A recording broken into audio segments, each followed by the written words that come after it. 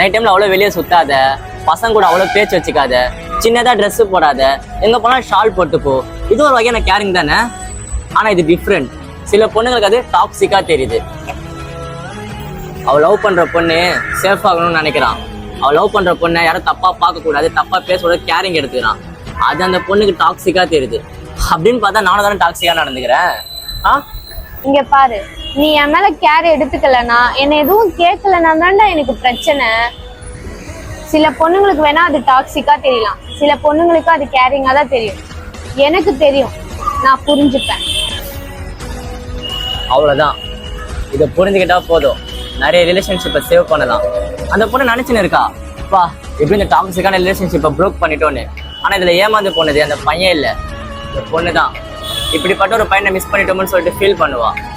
ஆனா நான் உன்னை மிஸ் பண்ண மாட்டேன்.